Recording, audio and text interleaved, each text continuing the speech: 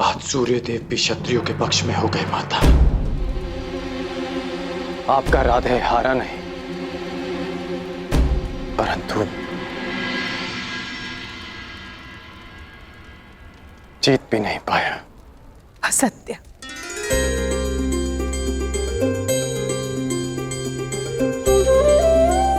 अपनी माता से असत्य कह रहे हो? एक नहीं, आज तुमने 3-3 विजय प्राप्त किए हैं। कल पहली विजय उसी क्षण प्राप्त हुई जब सूत पुत्र होकर तुमने रणभूमि में राजकुमारों को ललकारा। दूसरी जब महाराजा ने तुम्हें राजा की पदवी दी। आज तक एक सूत के रक्त को हे दृष्टि से देखा जाता था, किंतु आज एक सूत के मस्तक पर एक क्षत्रिय के रक्त का राज तिलक लगा है। ये तुम्हारी तीसरी विजय है कल।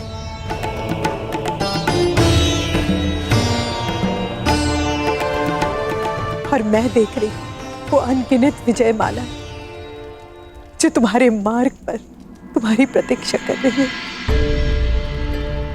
हाँ धीरथ, यही मार्ग शेष है। यदि कर्ण अंग प्रदेश का राजा ना बना तो वो दुर्योधन के बंधन से मुक्त हो जाएगा। उसे अर्जुन के साथ युद्ध करने का कभी अवसर नहीं मिलेगा। मेरे सारे पुत्र सुरक्षित रहेंगे। आपका राधे और मेरा कर्ण। आपको कर्ण को रोकना होगा धीरथ, क्योंकि दुर्योधन ने कर्ण को मित्र नहीं एक शस्त्र समझकर अपनाया है। वो कर्ण के माध्यम से मेरे सारे पुत्रों का विनाश चाहता है। यदि आप कर्ण से अंग के राज्य का तिरस्कार करा सके तो मैं उसे आपका पुत्र स्वीकार कर लूंगी। बोलिए धीरथ, क्या आप ऐसा कर पाएंगे? प्रयास करूंगा देवी।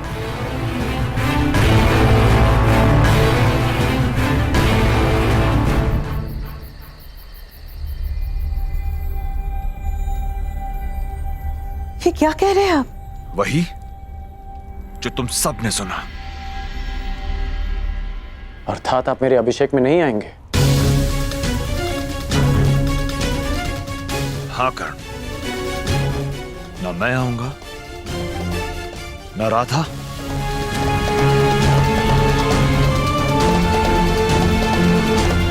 ना ताऊ। यदि तुम्हारे अंदर पिता के लिए आदर है तो तुम भी वहां नहीं जाओगे। बुद्धि भ्रष्ट हो गई है तुम्हारी अतिरात। जिसका राज्य अभिषेक होने वाला है उसी से तुम कह रहे हो कि अपने अभिषेक में उपस्थित न हो। हाँ, क्योंकि यही उचित होगा भ्राताश्री।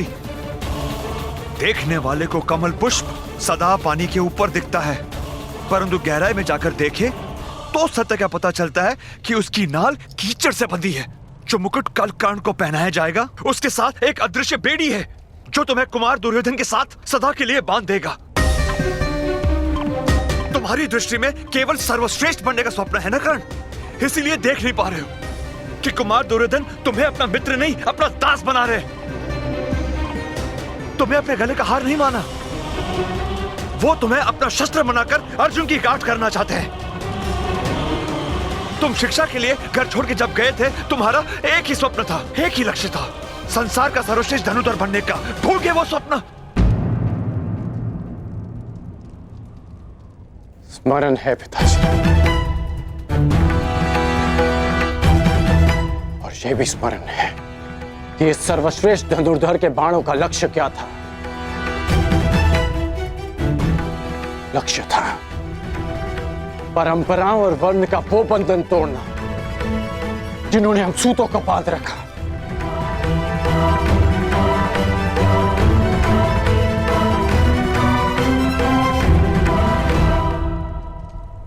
स्वप्न था सूतों का सम्मान और कल्पना थी परिवर्तन।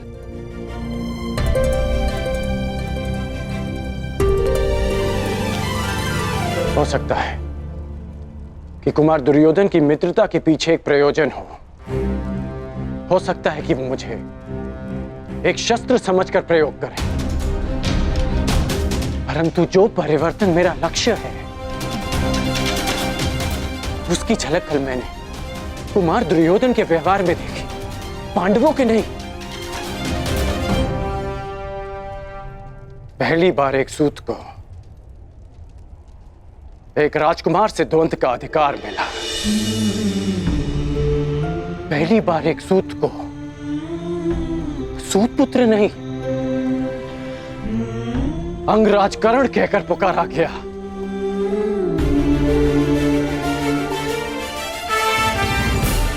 ये परिवर्तन का प्रारंभ नहीं है तो क्या है पिताश्री? और ये आरंभ हुआ कुमार दुर्योधन के प्रयास से। कीचड़ में उगने वाली नाल के कमल जो ईश्वर के चरणों में चढ़ाए जाते हैं, यही तो परिवर्तन है पिताश्री। मुझे मुकुट मिले ना मिले, परंतु मैं कुमार दुर्योधन के बंधन में सदा रहूंगा। ये बेड़ी है मित्रता की, ये बेड़ी है उस ऋण की जिसे मैं जीवन भर चुका नहीं पाऊंगा।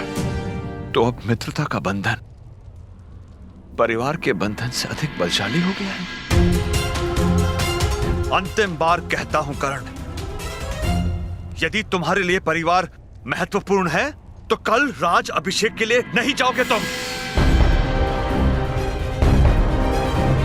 विकल्प तुम्हारे समक्ष है, परिवार या राज्य। ये क्या कह रहे हैं आप? पुत्र यदि उन्नति करे तो पिता उसकी पीठ थपथपाता है, उसके लक्ष्य के बीच नहीं आता। हम सबको इस अभिषेक में उपस्थित होना चाहिए आर्य। मैं जो बोल रहा हूं तुम्हारे पुत्र के भले के लिए बोल रहा हूं राधा। कर्ण मेरी बात माने या ना माने, परंतु मैं वहां नहीं जाऊंगा, ये मेरा प्रण है।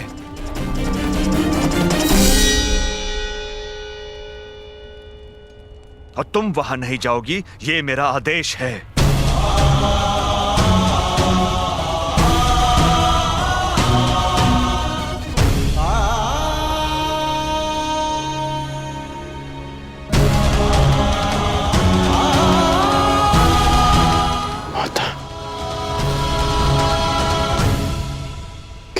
में नहीं जाएंगे?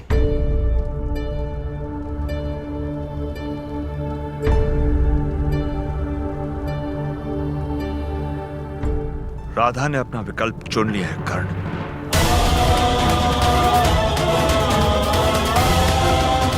देखना यह है कि राधे क्या विकल्प चुनता है।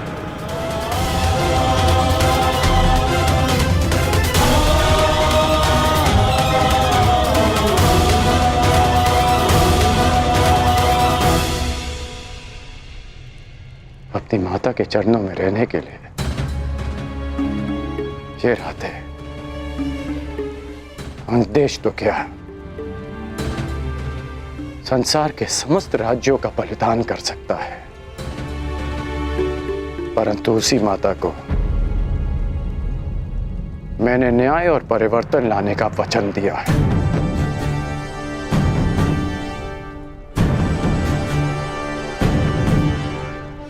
मैं अपने कुल के लोगों के साथ रहने के लिए कोई भी स्वप्न तोड़ सकता हूं,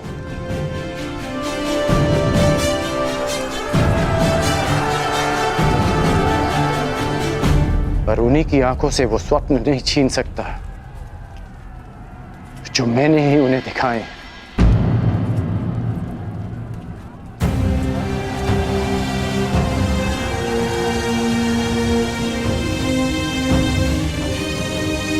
इसलिए मुझे जाना होगा पिताश्री। कुमार दुर्योधन ने वचन दिया है कि उनके सम्राट बनते ही जाति और कुल का भेदभाव समाप्त हो जाएगा।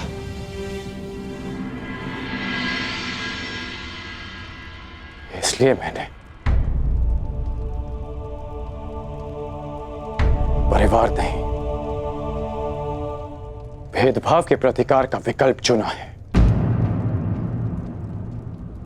मैं जानता हूं कि आप मुझे आशीर्वाद नहीं देंगे,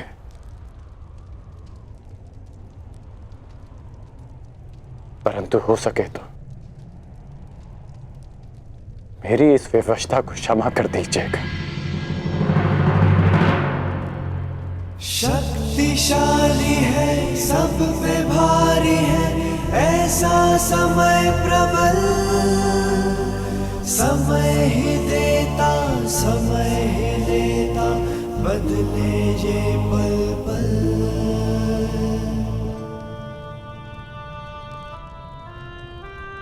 सुख है सुविधा, फिर भी दुविधा, कोई नहीं है साथ, व्याकुल मन है, भारी तन है, खाली है हाथ।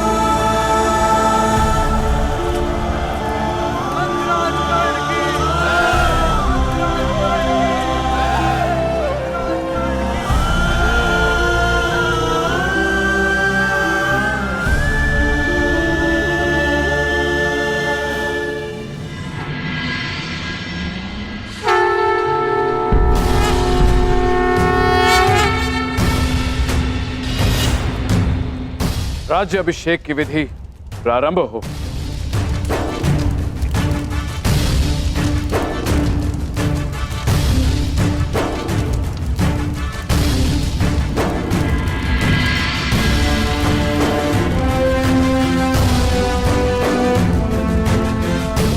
आपने वचन दिया था भ्रातागण, जब तक समाज में परिवर्तन नहीं लाएंगे शांत नहीं बैठेंगे।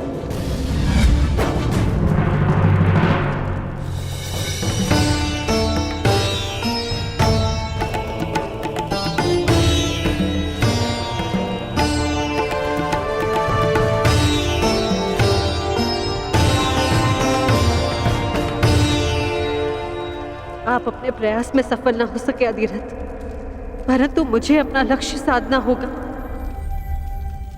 अब कोई मार्ग है तो केवल यही है कि कर्ण को सत्य बता दिया जाए।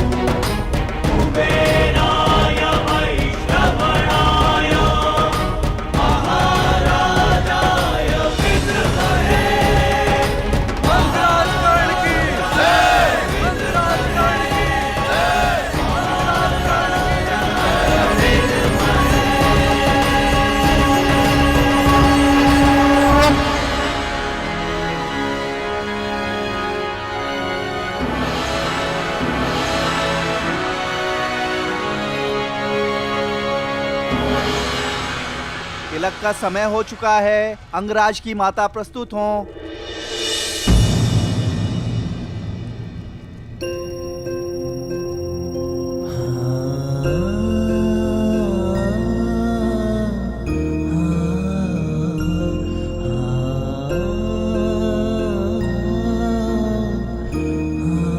किसी कारणवश मेरी माता यहां उपस्थित ना हो सके, परंतु उनका आशीर्वाद सदा मेरे साथ है।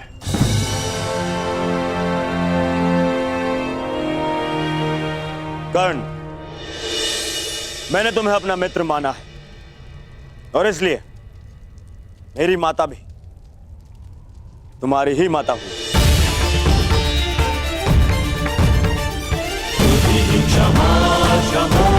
मुझे पूर्ण विश्वास है कि माता गांधारी तुम्हारा राज्याभिषेक करके गर्वित होंगी।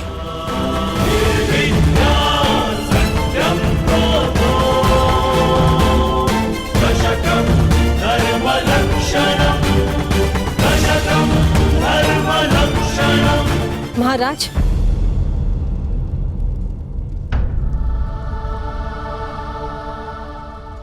यदि पुत्र दुर्योधन ने कर्ण को भ्राता का स्थान दिया है तो मैं महाराज से अनुमति चाहूंगी कि आज कर्ण की माता बनकर राज्य अभिषेक करने का सम्मान मुझे मिला।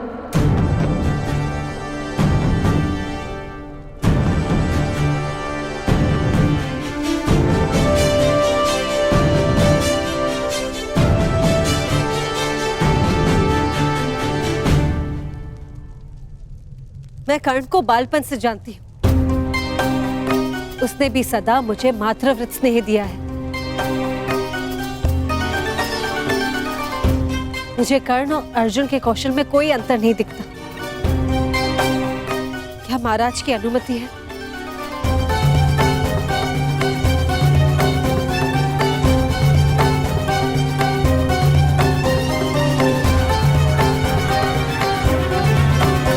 जिसने आपके पुत्र को ललकारा, उसका सम्मान करने की आपकी इच्छा हस्तिनापुर की कीर्ति बढ़ाएगी।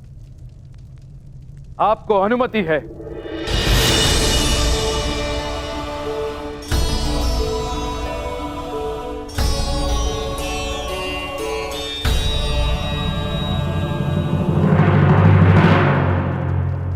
माताश्री ने ऐसा क्यों किया? अर्जुन के शत्रु का सम्मान करेगी वो? अनुज भीम, माता ने वही किया जो एक योद्धा की माता को करना चाहिए। प्रत्येक वीर, शत्रु या मित्र, आदर का अधिकारी होता है। कुंती माता ने सिद्ध कर दिया कि वो कितनी महान है।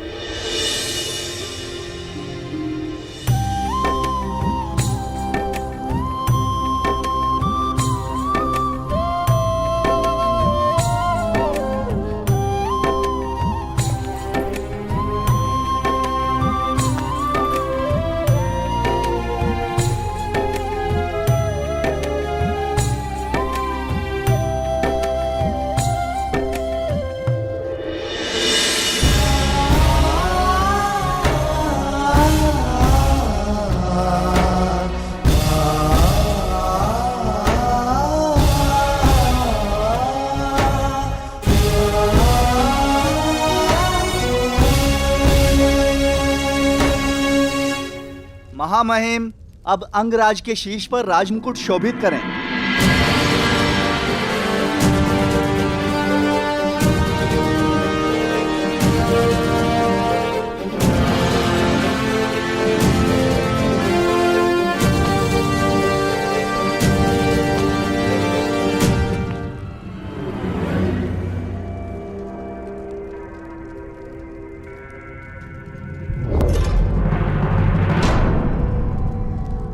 पुत्र, राज्य अभिषेक में माता को शगुन मिलता है। तो क्या पुत्र, मेरी इच्छा थी कि राजपुत्रों के मध्य बैठने की इच्छा पूर्ण हो गई। कर्ण,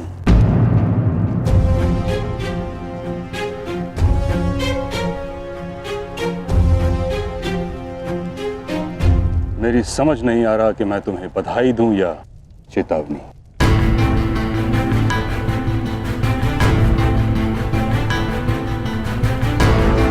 पारस मिलना भिन्न बात है, उससे लोह को स्वर्ण बना देना भिन्न बात है।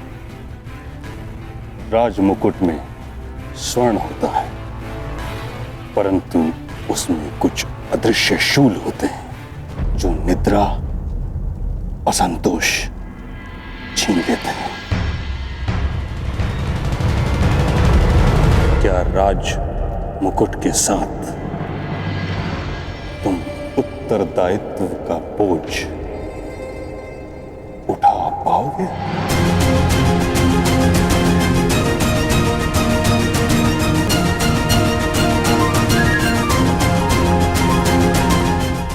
क्या राज मुकुट के साथ तुम उत्तरदायित्व का बोझ उठा पाओगे? जब धनुष उठाया तो बाण का संधान नहीं जानता था, परंतु सीख गया। धनुर्धारी और राजा में बहुत अंतर होता है कर्ण। धनुर्धारी अपनी इच्छा से अपने शत्रु पर वार कर सकता है, किंतु राजा स्वयं अपनी प्रजा पर प्रहार करे असंभव है। अब कुल और जाति के आधार पर चयन करने का कारण तुम्हें समझ में आएगा। शासन क्षत्रियों का गुण है, सूत का नहीं। इसका भान तुम्हें शीघ्र ही होने वाला है। तुमने ये नहीं सोचा कि हस्तिनापुर के अधीन होने के उपरांत भी अंग राज्य में आज तक शासक क्यों नहीं है। मेरा एक सुझाव है, भूल कर भी अंग प्रदेश जाने का प्रयास मत करना, क्योंकि तुम जब वहां पहुंचोगे तो तुम्हें भान होगा कि राज मुकुट पहनकर तुमने बहुत बड़ी भूल की है।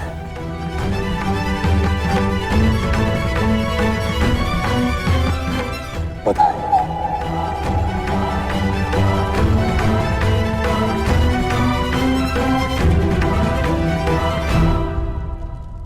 रुकिए!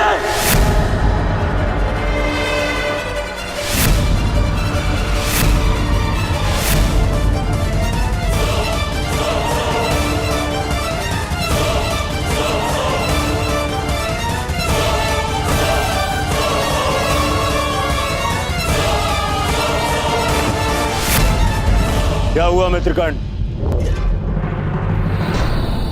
मैंने अंगराज बनना स्वीकार किया, एक परिवर्तन के लिए, जनता के उत्थान के लिए, जो शासन में अनुशासन न ला सके। वो कैसा राजा जो प्रजा में शासन के प्रति विश्वास न जगा सके? वो कैसा प्रशासक?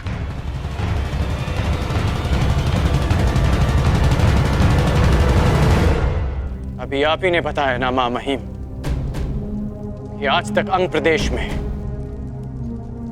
कोई भी राज और न्याय व्यवस्था नहीं कर पाया। इसलिए मैं घोषणा करता हूं कि जब तक मैं अंग प्रदेश में अच्छे शासन और न्याय व्यवस्था की स्थापना नहीं कर देता, मैं ये मुकुट नहीं पहनूंगा।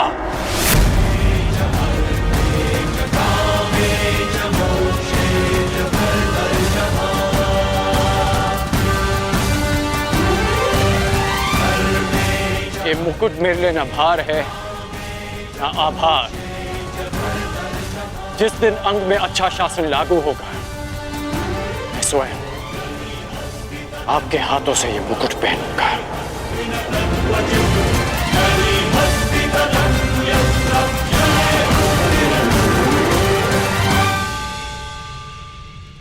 गुरु परशुराम के एक शिष्य भीष्म ने एक अखंड प्रतिज्ञा ली थी, और आज एक अखंड प्रतिज्ञा गुरु परशुराम का दूसरा शिष्य कर्ण लेता है।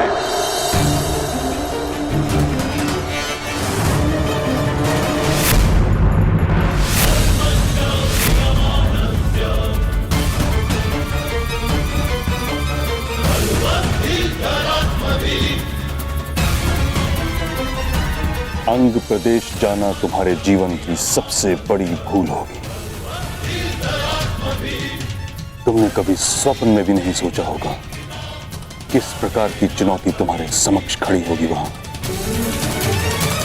अब तक तुम्हारा शत्रु तुम्हारी दृष्टि के सामने था, इसलिए तुम उस पर वार कर पाए, किंतु अंग प्रदेश में तुम्हारा शत्रु अदृश्य होगा। इस सूत पुत्र ने आज तक अदृश्य शत्रु का ही अधिक सामना किया है, इसलिए मैं जानता हूं कि शत्रु की सोच पर कैसे लक्ष्य साधा जाए, उसे कैसे पराजित किया जाए। महामहिम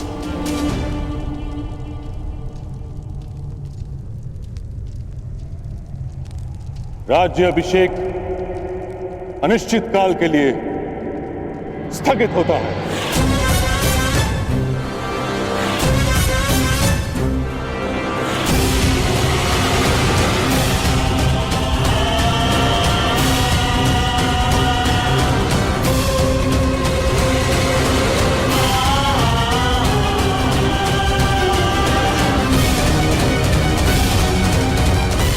मित्रगण, मुझे क्षमा करना मित्र। क्षमा?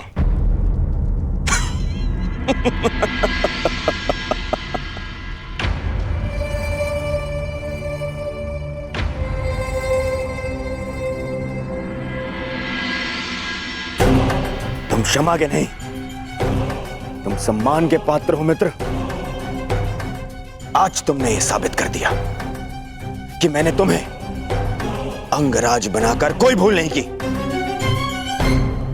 अब हम दोनों के पास में एक एक लक्ष्य है, और ऐसा प्रतीत होता है हम दोनों का अभिषेक भी एक ही साथ होगा, तुम्हारा अंगराज के रूप में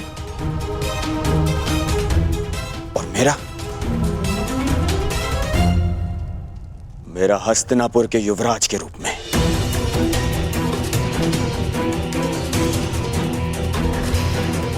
तो चलो मित्र, अपने अपने लक्ष्य की तरफ प्रयाण करें।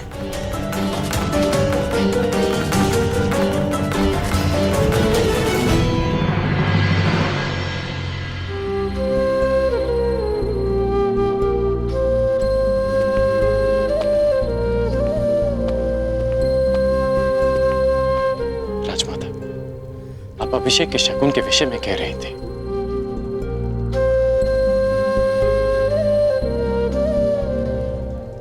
तो शकुन के रूप में अंग में अच्छे राज्य की स्थापना करना क्या पर्याप्त होगा?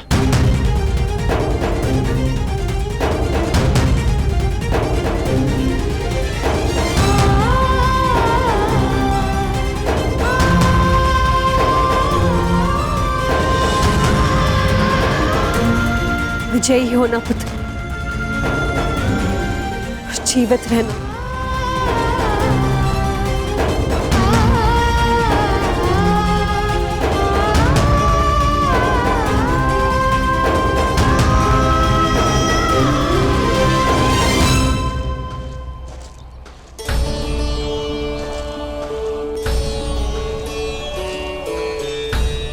क्या अंगराज कर्ण के सेवकों में एक सारथी का पद रिक्त है?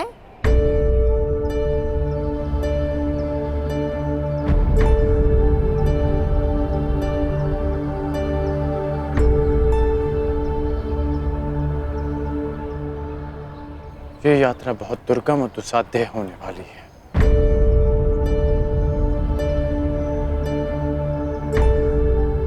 कोई तो कारण है कि महामहिम भीष्म ने मुझे अंग जाने से पहले सावधान किया। कुछ तो विचित्र है वहां जो मेरी प्रतीक्षा कर रहा है। इसलिए तुम यहीं रुको रुशाली। तुम यहां रहोगी तो सुरक्षित रहोगी, और तुम सुरक्षित रहोगी तो मैं संतुष्ट रहूंगा।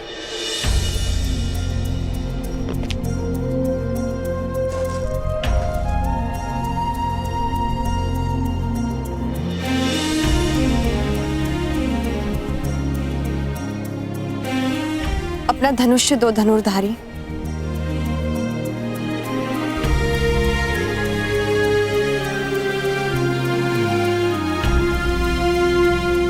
क्यों? क्योंकि ये यहां रहेगा तो सुरक्षित रहेगा, और ये सुरक्षित रहेगा तो तुम संतुष्ट रहोगे।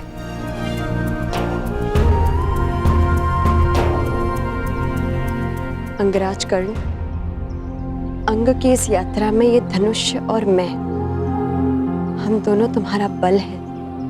ये धनुष तुम्हें शत्रुओं से संघर्ष में काम आएगा और वृषाली शत्रुओं की सोच से संघर्ष में।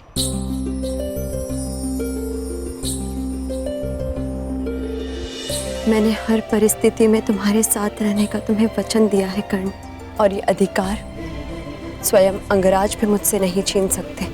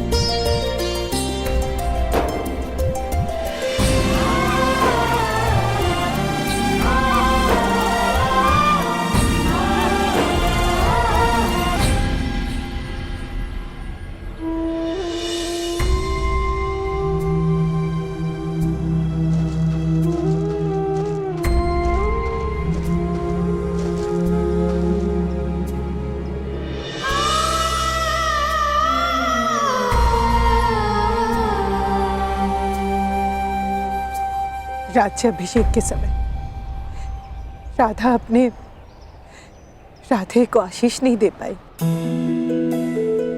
परंतु अंगराज कर्ण को अपने जीवन के नए मार्ग पर जाने से पहले उसकी माता एक सीख देने आई है। कर्ण, नियति ने तुम्हें सदा दुर्गम मार्ग दिया है। निश्चित रूप से अंग का मार्ग भी सुगम नहीं होगा। जब कभी ऐसे परिस्थिति में फंस जाओ कि मार्ग ही ना सूझे, तो स्मरण रखना कि तुम्हारी माता तुम्हारा मार्ग देख रही है। जब कभी भी पराजय सामने खड़ी हो तो स्मरण रखना तुम्हें स्वयं के लिए नहीं, अपनी माता के लिए विजय करनी है। अपने कुल के उत्थान के लिए जीतना है, समाज के परिवर्तन के लिए जीतना है।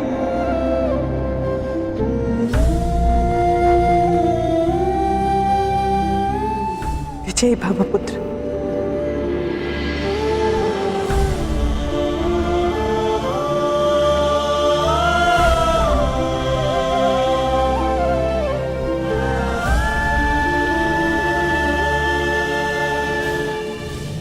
आज तुम सब गुरु राजकुमारों के लिए मेरी गुरु दक्षिणा चुकाने का अवसर ही नहीं, अपितु तुम सब की ये अंतिम परीक्षा भी है।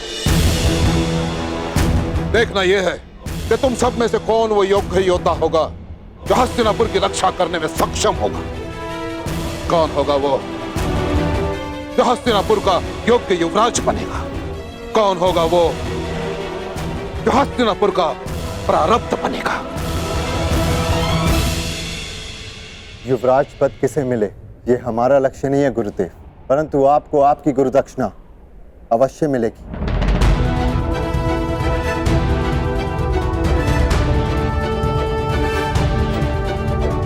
आज्ञा दीजिए गुरुदेव।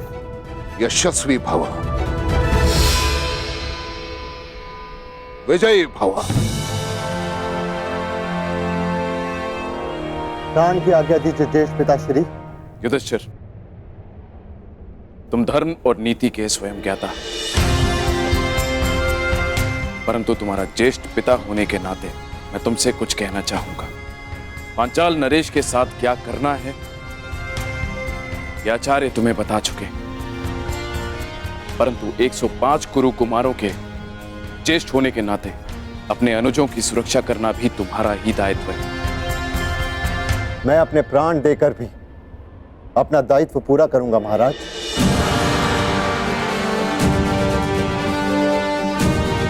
पिताश्री, विजयी होने का आशीर्वाद दीजिए। दीर्घ आयु भव पुत्र, सुरक्षित लौटना। प्रयाण करो।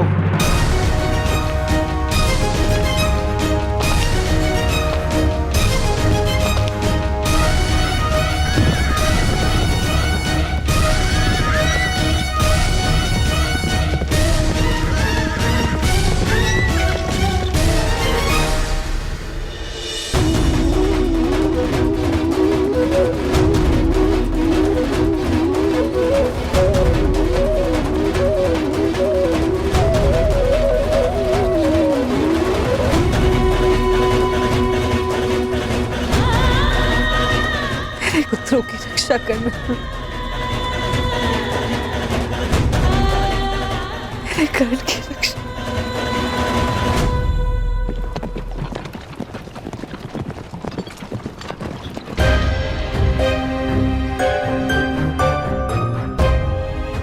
यहां से दो मार्ग जा रहे हैं। ये अंगदेश किशोर होगा।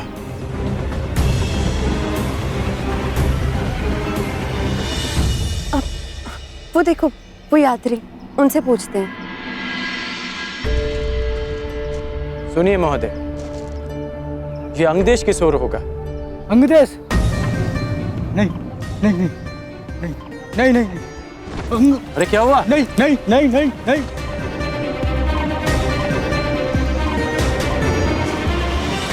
अंगदेश के नाम से इतना भयभीत क्यों हो गया?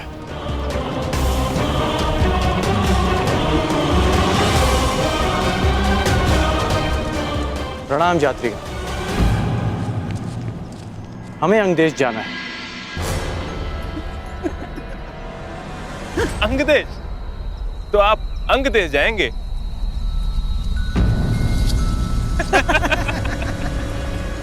आप हंस क्यों रहे हैं? जिसके पास तनिक भी बुद्धि हो वो अंग की ओर नहीं जाएगा।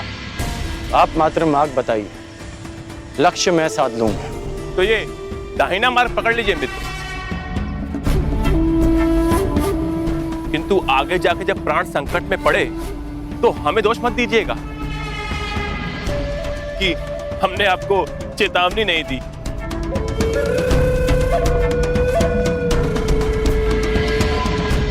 ऐसा क्या है अंग में कि लोग उस तरफ मुख भी नहीं करना चाहते?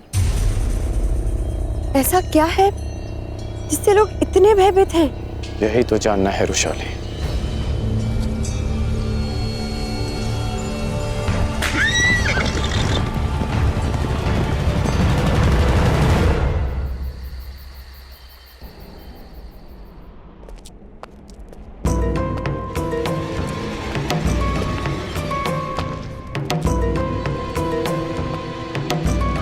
प्रणिपात महामहिम।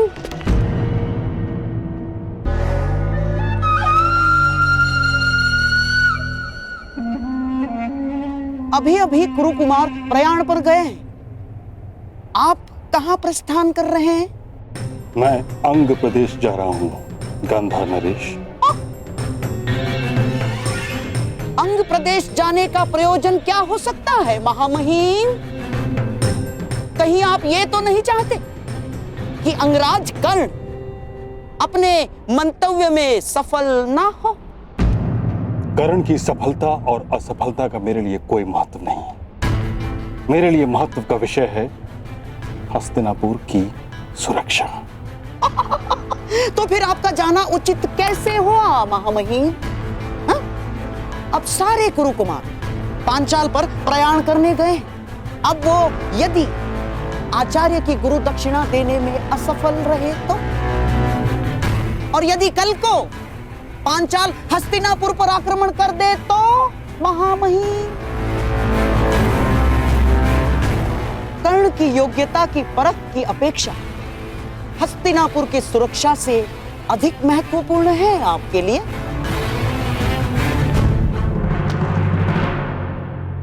शकुनी ठीक कह रहे हैं ताछरी। अंग देश जाने में कोई लाभ नहीं। यदि मैं वहां समय से ना पहुंचा तो बहुत बड़ी हानि हो जाएगी महाराज। मैं आपका तात्पर्य समझा नहीं ताछरी। अंग, मगध और हस्तिनापुर का सीमांत राज्य है। कदाचित गांधार नरेश इस बात से अनभिज्ञ हैं कि मगध नरेश जरासंध और हस्तिनापुर के मध्य एक संधि है। वहां कोई राजा नियुक्त नहीं किया जा सकता, कोई प्रशासक नहीं। अंग राज्य की जलापूर्ति मगध से होती है, जिसके बदले मगध नरेश जरासंध के सेवक अंग के नागरिकों से कुछ सेवा लेते हैं। यदि कर्ण ने वहां जाकर नीति या राज व्यवस्था में कोई परिवर्तन किया तो ये संधि टूट जाएगी।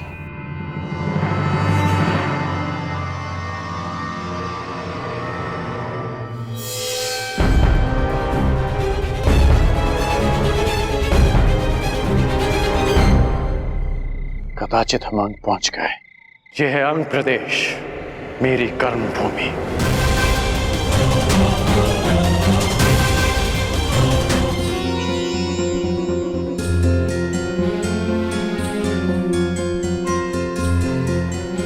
वहां प्रकाश दिख रहा है वैशाली, कुछ लोग अग्नि जलाए बैठे हैं।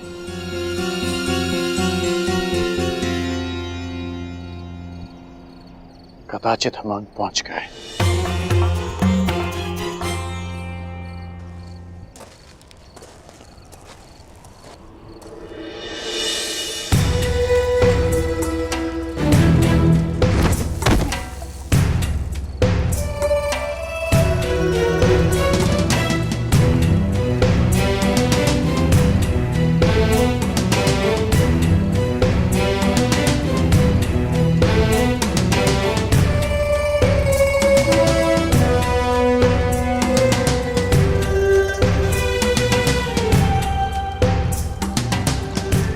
ये सब क्या है कर्ण?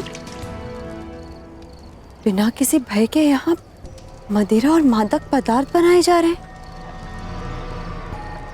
और तो और उनका सेवन भी किया जा रहा है।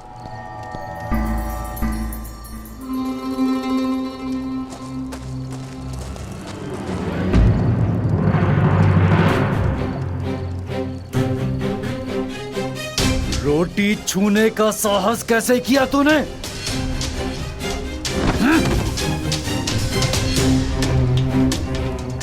मुझे भूख लगी है। भूख लगी है हाँ? तो ये ले मदिरा पी। जब तक कार्य पूरा नहीं हो जाता भोजन नहीं मिलेगा। और फिर से रोटी मांगी तो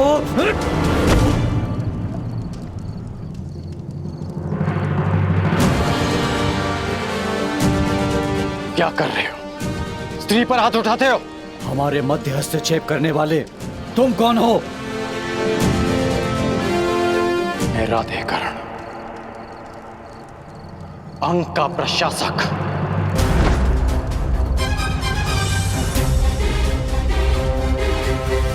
वो आ गया, वो आ गया, वो आ गया, वो आ गया, वो आ गया।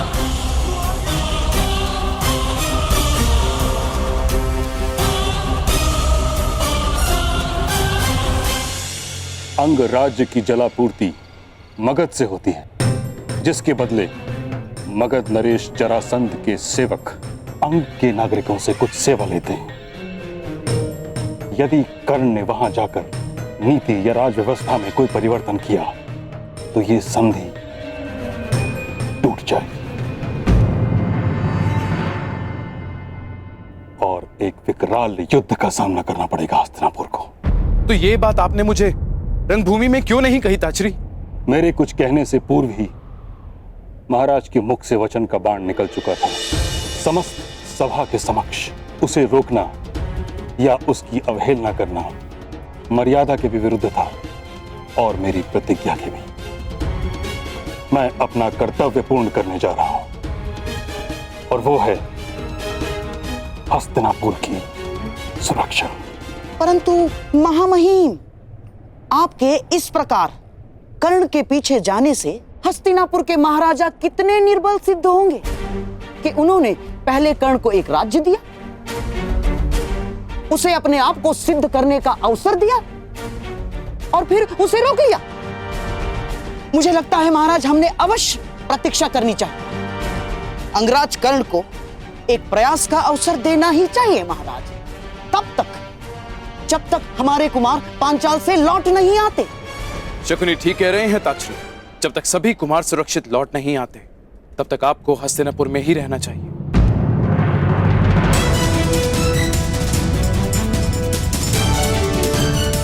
जैसी आपकी इच्छा महाराज। मेरी चिंता केवल यह है कि प्रतीक्षा का समय कहीं हमारे हाथ से सारा समय छीन न ले।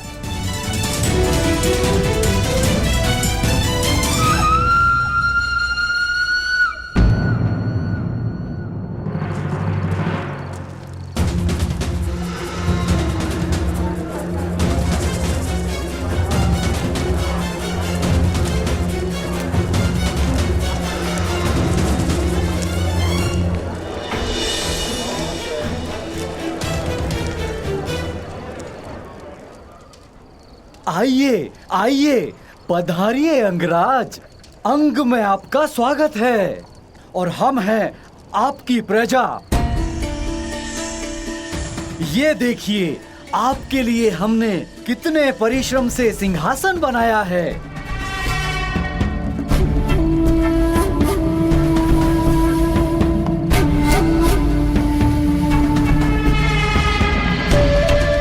विराजिए।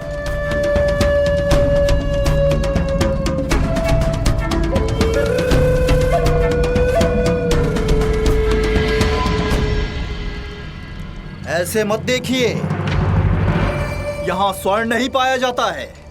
जो भी मिला उससे आपके लिए आसन प्रस्तुत कर दिया है और आपके भोजन के लिए हमारे हाथों से बनी मदिरा और वन पशुओं का मांस प्रस्तुत है। स्वीकार कीजिए।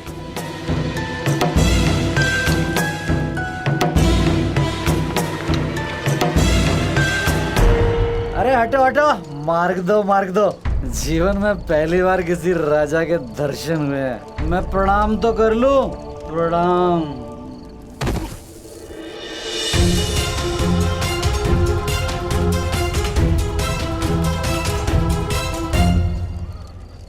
अरे बड़ी सुंदर है तू चल मेरे साथ।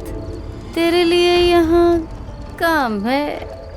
यहाँ केवल रानियों के लिए ही काम है। राजा का कोई काम नहीं है यहाँ।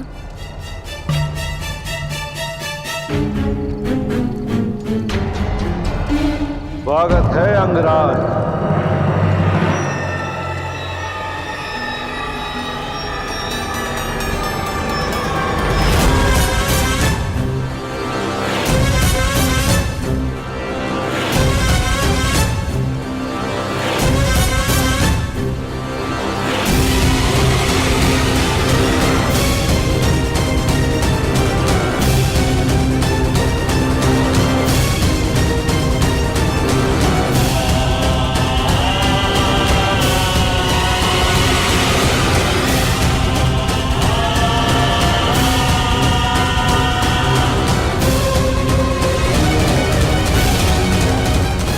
मुझे यहाँ पर दानव के नाम से जाना जाता है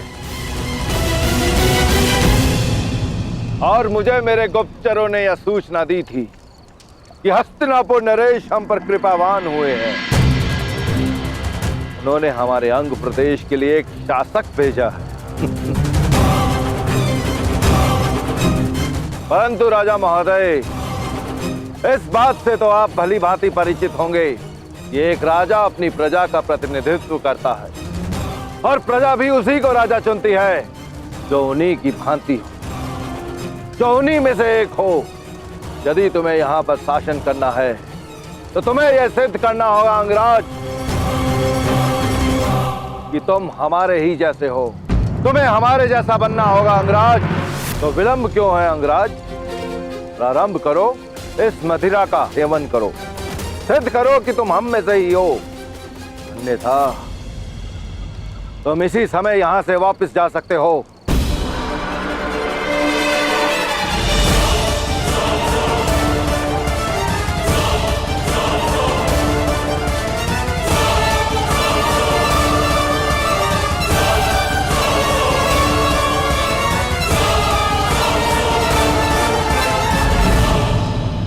अंगराज, अंग का ना तो कभी कोई राजा था और ना ही इसे कभी किसी राजा की आवश्यकता है। और अगर तब भी तुम यहाँ पर निर्वाह करना चाहते हो तो तुम्हें हमारे समान बनना होगा, क्योंकि जो समान नहीं होता उसका सम्मान नहीं होता। उचित कहा तुमने दानव। जब तक हम समान नहीं हो जाते हम साथ नहीं रह सकते। परंतु समान होने के भी दो मार्ग होते हैं। पहला कि मैं तुम जैसा बन जाऊं, और दूसरा कि तुम्हें स्वयं अपने जैसा बना लूं। हाँ, तुम हमारे जैसे हो और ना हम कभी तुम्हारे जैसे बनेंगे अंगराज। चलाओ, इस मूर्ख की बातों में आकर अपना समय नष्ट मत करो। जाओ, जाकर मदिरा बनाओ, जाओ।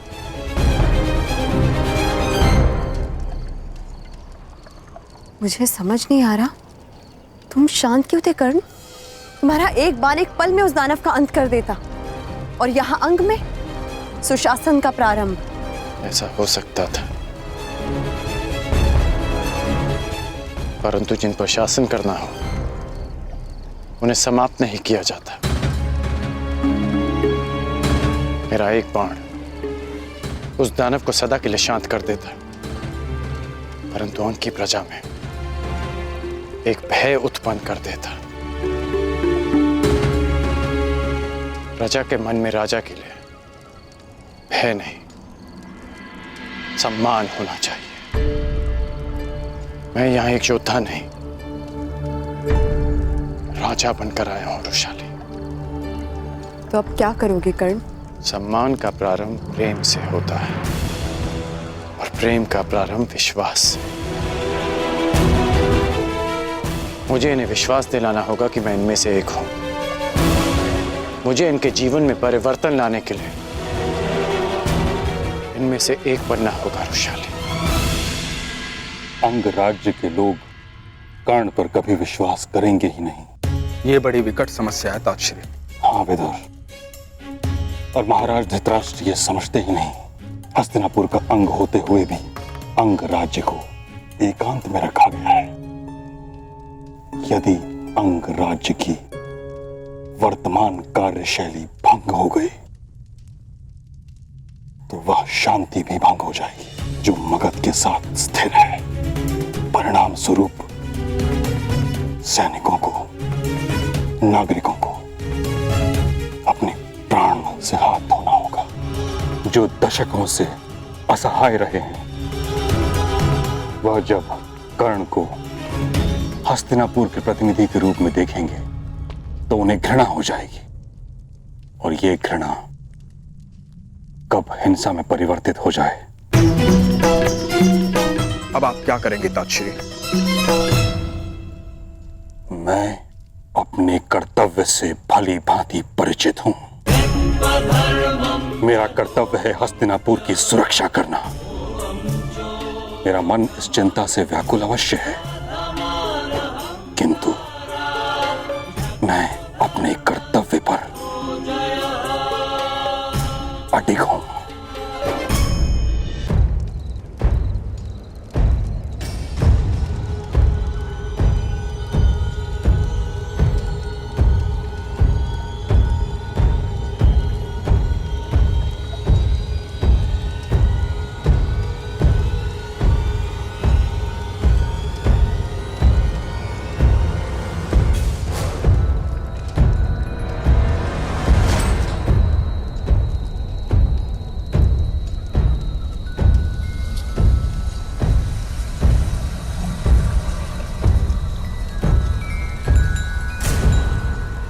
ये क्या मूर्ख, इतनी रात्रि को क्यों नगाड़ा बजा रहे हो? अब क्या स्वयं राजा अपने आगमन की घोषणा करेगा? ये मेरे आगमन की नहीं, परिवर्तन के आगमन की सूचना दे रहा हूं। ये नाथ अंग को एक निद्रा से जगाने के लिए है। ये नाथ एक नई भोर के लिए है। ये नाथ अंग में सुशासन और न्याय के आगमन की सूचना है।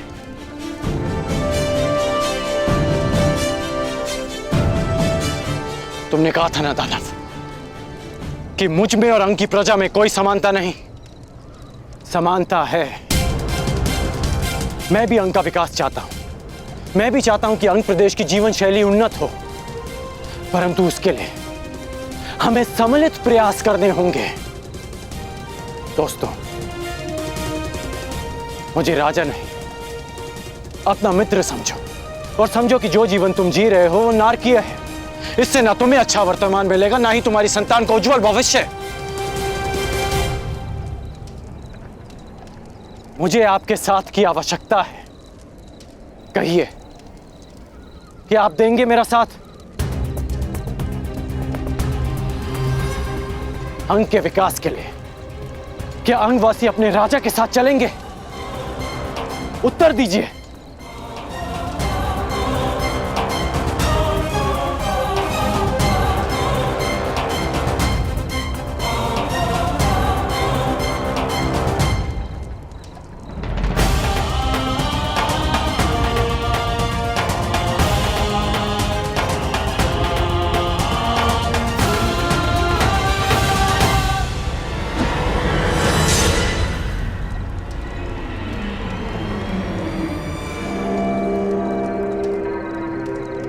अरे ये क्या मूर्खों, तुम्हें इतना भी ज्ञात नहीं कि एक राजा का किस प्रकार से स्वागत करना चाहिए?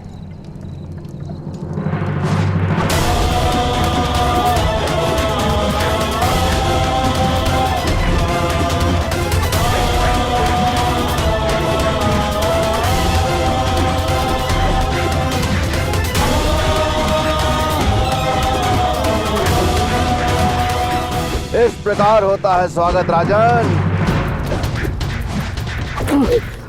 कर्ण, अपनी रक्षा करो कर्ण, धनुष उठाओ और बता का अंत करो। नहीं, मैं यहाँ अंत के लिए नहीं, नए प्रारब्ध के लिए आया हूँ। मैं यहाँ विनाश के लिए नहीं, अंग के विकास के लिए आया हूँ। यदि अंग की प्रजा का मेरे लिए यही स्वागत है तो यही सही, मुझे स्वीकार है।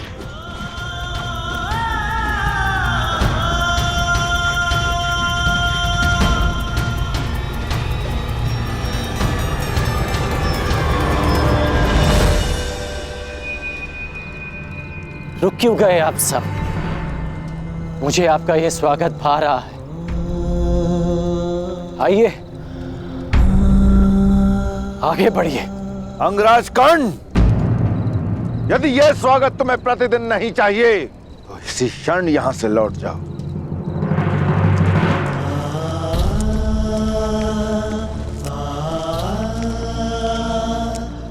तुम सुरक्षित हो ना रुशाली? चोट तो नहीं लगी तुम्हें? मैं सुरक्षित हूँ कर्ण, परंतु क्या तुम्हें अपने घाव दृष्टि में नहीं आते?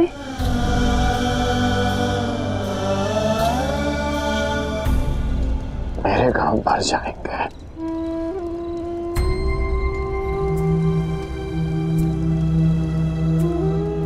परंतु उन घाव को देखो जो उनकी प्रजा के मन पर, उनके जीवन पर, उनके भविष्य पर लगे हैं।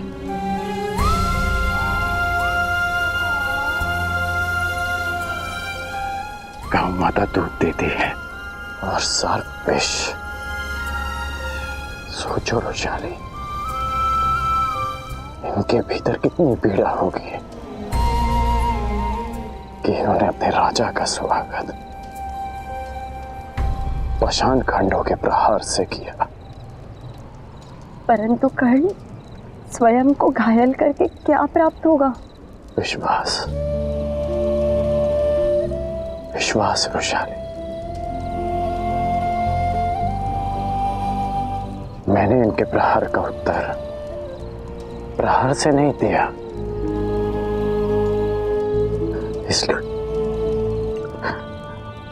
इसलिए इन्हें विश्वास होगा कि मैं इनके लिए हानिप्रद नहीं हूं। देखा मैंने, कितना विश्वास जगा है इनमें। पाषाणों की वर्षा करते थक नहीं रहे थे ये लोग।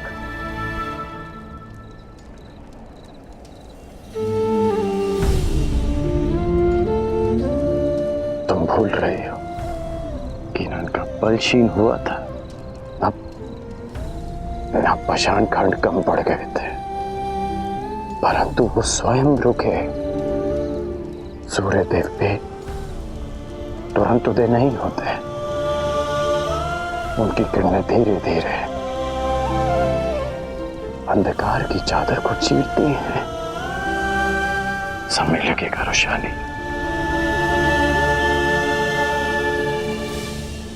परंतु इनकी घृणा का अंत होगा। मेरे लिए इनके हृदय के द्वार खुलेंगे।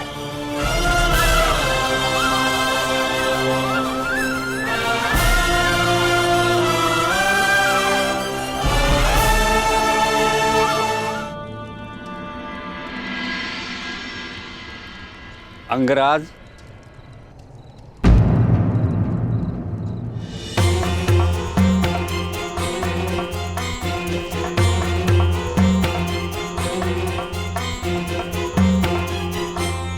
यह लेप तुम्हारे घाव के उपचार के लिए है।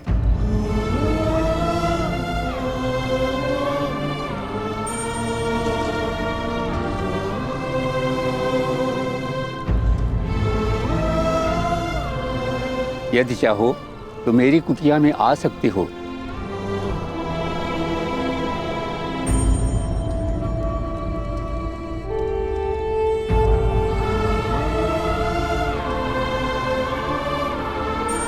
पहली किरण का आगमन हो गया।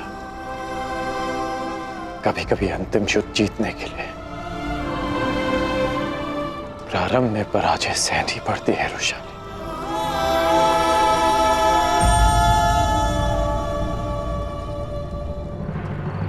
तुम पांचाल की सीमा पर आ चुके हो और तुम्हारे समक्ष संपूर्ण पांचाल राज्य है। कल प्रातः तुम्हें अवसर मिलेगा अपने शौर्य, अपने पराक्रम की सीमा जानने का, और मुझे यह जानने का कि एक गुरु के रूप में मैं सफल रहा या असफल। यदि किसी के मन में संदेह है या आग्रह है तो वो मेरे समक्ष प्रस्तुत हो।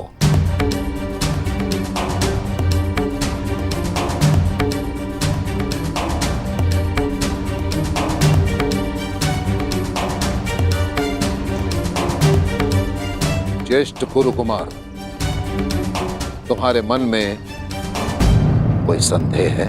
संदेह नहीं गुरुदेव, उत्सुकता है। एक शिष्य होने के नाते मैं अपना धर्म पूरा करूंगा, अपने गुरु की आज्ञा का पालन करूंगा। परंतु धर्म के नाते क्या मुझे इतना जानने का भी अधिकार नहीं कि पंचाल नरेश पे आक्रमण क्यों किया जा रहा है? क्या पंचाल नरेश इस आक्रमण के पात्र हैं? मुझे ज्ञात था कि धर्मराज युधिष्ठिर के मन में अवश्य प्रश्न उठेंगे। मैं तुम्हें कथा सुनाता हूं और तुम स्वयं निर्णय करना कि पांचाल नरेश द्रुपद प्रतिशोध का पात्र है या नहीं। एक ब्राह्मण कुमार और एक राजकुमार दोनों अभिन्न मित्र थे।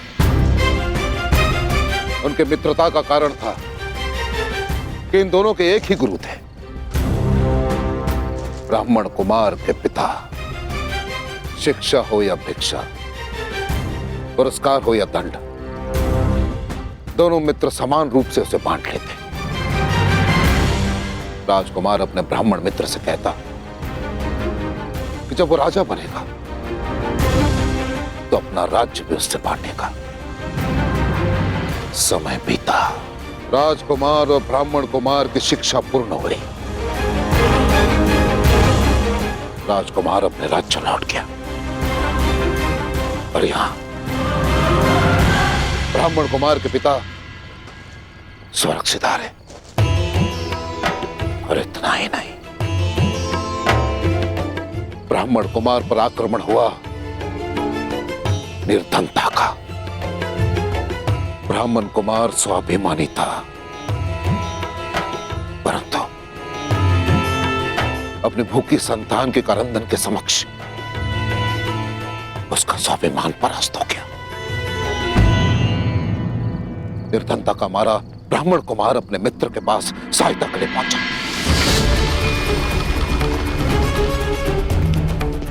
जब तक राजा बन चुका था।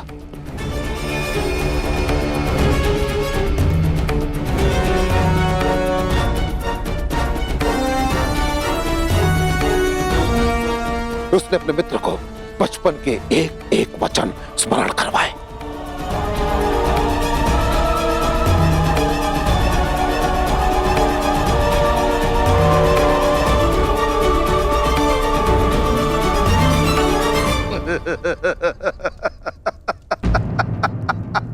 निर्धनता ने तुम्हारा विवेक,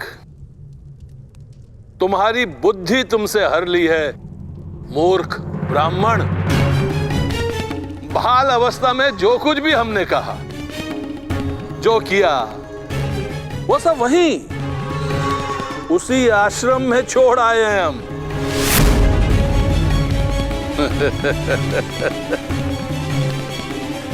परिवार पालन पोषण में कोई समस्या हो रही है तो 2-4 गाय, कुछ स्वर्ण मुद्राएं हमसे दान में प्राप्त कर सकते थे, परंतु मित्र कहने का साहस कदापि नहीं, क्योंकि मित्रता सदा बराबर वालों में होती है। सभासदों, देखो देखो इस मूर्ख ब्राह्मण को, दरिद्र भिक्षुक हमसे, सम्राट द्रुपद से मित्रता करना चाहता।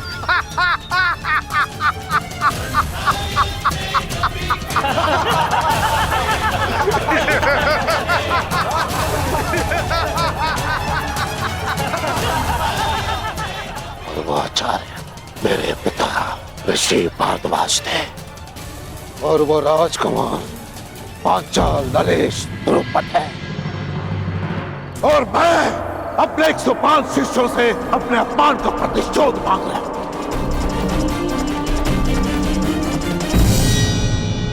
क्योंकि मैं द्रोण वो ब्राह्मण पुत्र हूं और वर्षों से ये अपमान की अग्नि मेरे हृदय में धधक रही है, एक ज्वालामुखी के भांति, और इस ज्वालामुखी को शांत करना मेरे शिष्यों के हाथ में है।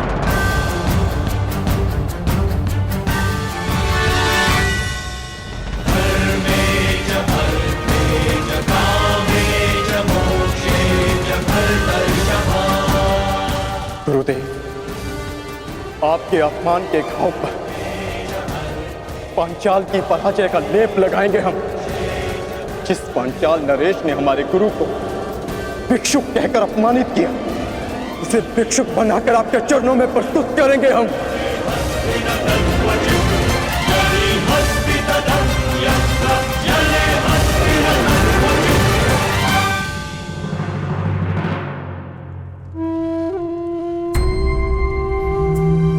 धन्यवाद महोदय, मुझे विश्वास है कि आप जैसे लोगों की सहायता से मैं अंग का उत्थान कर पाऊंगा।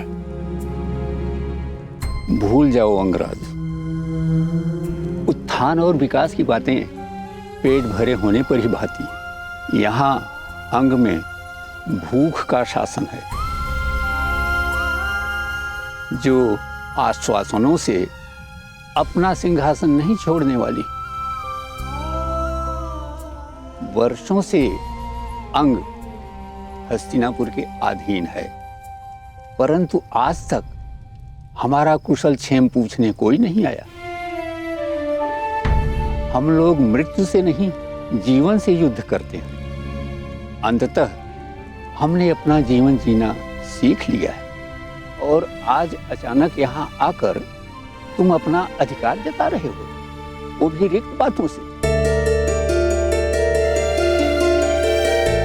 यहाँ के लोगों की दृष्टि में तुम एक राजा नहीं बल्कि हमारा उपहास उड़ाने आए एक शत्रु हो।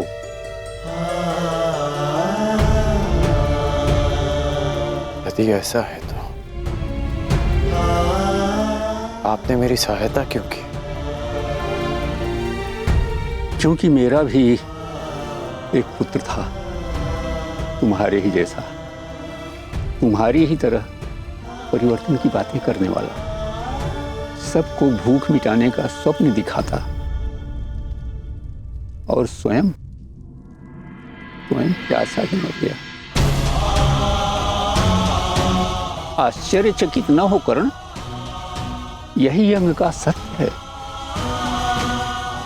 जल प्राप्त करने के लिए हमें मदिरा बनाकर मगध भेजनी होती है। गले की अग्नि को बुझाने के लिए हमें हृदय को दग्ध कर देने वाली मदिरा बनानी पड़ती है।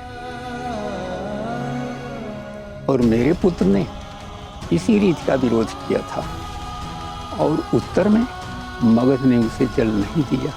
उस सब की सहायता करना चाहता था, उस सब के लिए जल चाहता था, परंतु किसी ने भी उसकी जिह्वा पर 2 बूंद जल भी नहीं डाला।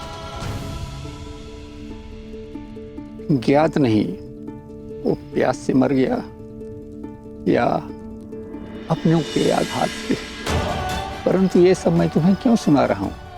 तुम्हें तो अनुमान भी नहीं होगा कि अपने जन को खोने से कैसा अनुभव होता है।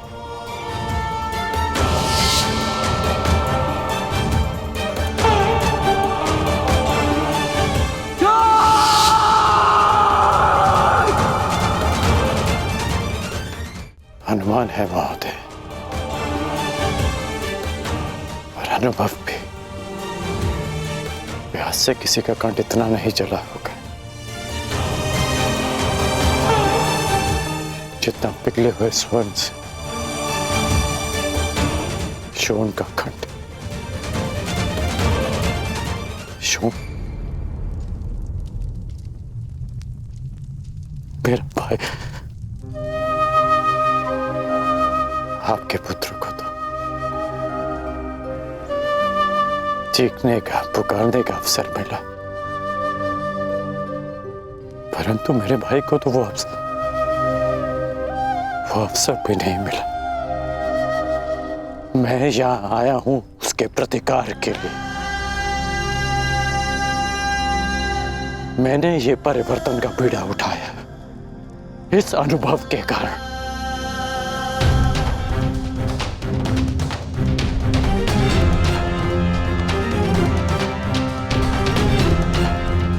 मैं पराजय स्वीकार नहीं करूंगा,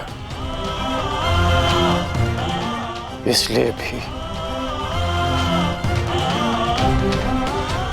क्योंकि ये अनुभव किसी और को सहना ना पड़े। मेरी सहायता करें महोदय। मुझे बताइए कि अंग की प्रजा को नया जीवन कैसे दिया जाए? जीवन तो बस जल से मिलता है अंगराज। वर्षों से ये लोग प्यासे हैं, इन्हें केवल जी सकने योग्य मात्रा में ही जल मिलता है। अंगराज, यदि यहाँ परिवर्तन लाना है तो सबसे पहले जल लाना होगा। दिला सकते हो इन्हें जल पर अधिकार? मनुष्य 5 तत्वों से बना है, जल, वायु, अग्नि, आकाश, भूमि। इन 5 तत्वों पर सबका समान अधिकार है। किसने यह अधिकार छीनने का दुस्साहस किया? कौन रोकता है अंग के अधिकार का जल? महोदय, आप मुझे उसके पास ले चलिए।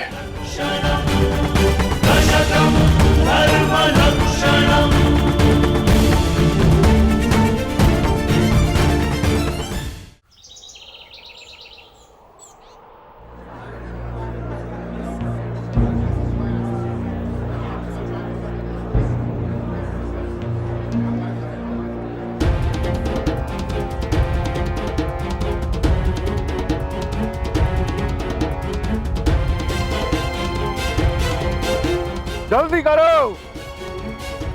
ठीक, मेरे पास समय बहुत कम है।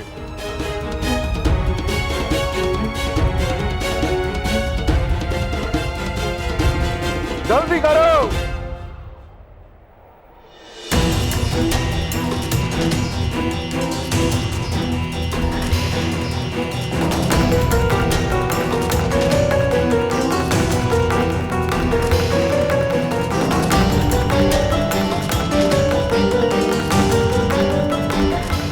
बस इतना ही जल मिलेगा।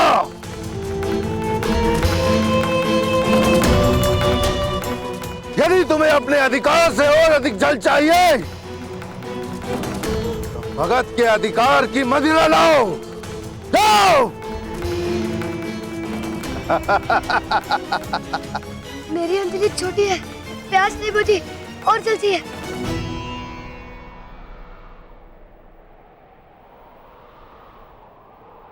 प्यास बुझानी है? हा? मैं बुझवाता हूं तुम्हारी प्यास। हाँ, यानी इस बालक को मदिरा पिला के इसकी प्यास बुझाओ। हाँ? मदिरा नहीं चाहिए, जल चाहिए। ये भी मदिरा पी, आनंद ले।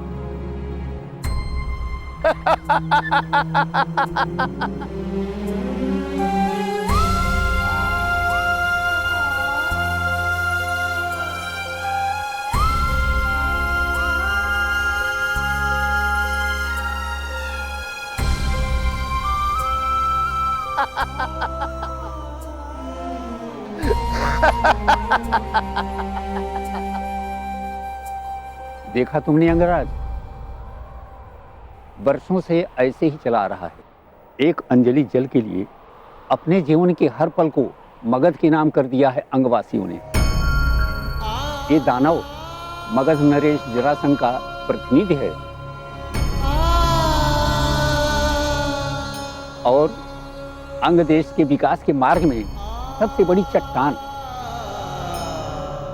ये जब तक यहाँ है, अंग देश कभी भी स्वतंत्र नहीं हो सकता।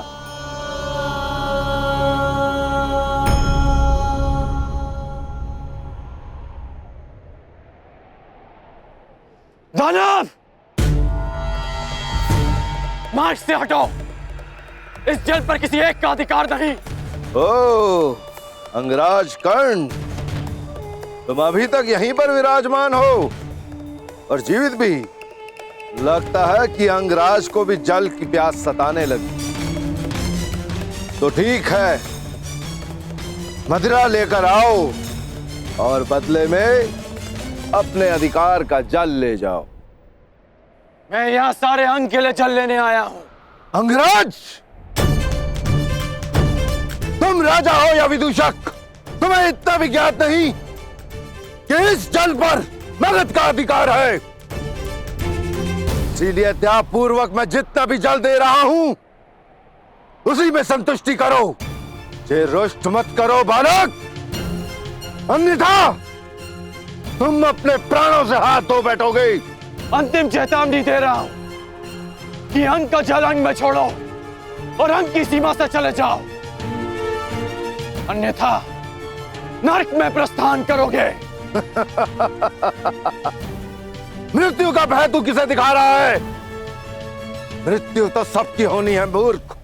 वो कब किसको ले जाए यह किसी को ज्ञात नहीं, परंतु मुझे यह ज्ञात है मेरी मृत्यु तेरे हाथों से नहीं होगी। तो युद्ध के लिए प्रस्तुत हो जाओ। अंगराज, मैंने तुझे एक बार चेताया, 2 बार तुझे सावधान किया और अब मैं तुझे अंतिम चेतावनी दे रहा हूं। अब भी समय है, लौट जा, अन्यथा मृत्यु को प्राप्त हो जाएगा। तुम्हारा ये बाण मुझ तक पहुंचे इसमें मुझे संदेह है, परंतु यदि यह सूचना मगध नरेश तक पहुंच गई कि मुझ पर एक अंगवासी ने आक्रमण किया है, तो अंग प्रदेश का अस्तित्व मिट जाना निश्चित है। मैंने अंग को अस्तित्व में लाने के लिए ही धनुष उठाया है।